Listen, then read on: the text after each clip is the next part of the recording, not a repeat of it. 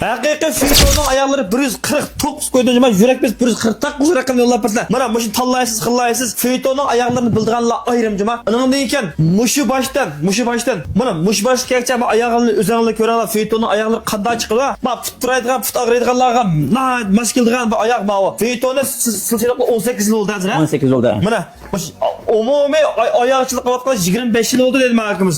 Xo'sh, buni mishadan kelib, buni mishagicha Feytonning oyoqlari butunlay o'xshash 199 dan. Ma oyoqlar Feytonning oyoqlari, ma Feytonning xaridorlari ayrim. Ey, siptajma adlarni ko'rdingmi mana? Vahshiy pesh qildim oyoqlar. Mushniki hammasi buni mushbashdan mishagicha ma Feytonning onda magnetik qo'ygan, mumkin kelgan odamlar va u Feytonning kiyim paqalar, oyoq paqalar o'zal bir gap qilinglar. 20% churib bo'ldi. 20% churibmiz mana. 20% ma? Xo'sh, unga mayaq kelsak erlarniki mayadan bajazgacha butun yosh bolalarning kiyimlari. Mana ko'ringlar. Yosh bolalarning oyoqlari bu necha pul qilib 199 kun. 199. Ma'lumcha. Ma qunjubalarni hozir 259 kun. 259 ma?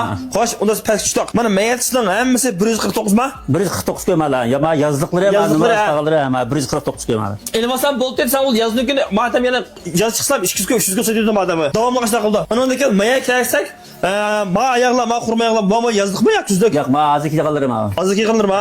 Mana. Bu necha pul? 199 kun. Bu 199 qo'yib 199 kun. Xo'sh, 199 so'm bo'lib faoliyat vaqt birinchi aydan birdan boshlab 20 saat. Birinchi olma 23 ma? 23. Takasi qildi. Birinchi o'zdirdingizmi? Birinchi aydan 23 ma shaq qilgan bo'ldi. Bu yerning adresi.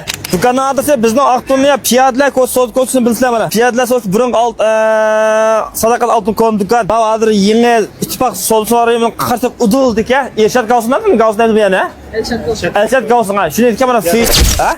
Piyadlar ko'rsam to'qmish yana. Mana ma piyadlar qo'ysa shu mishadika.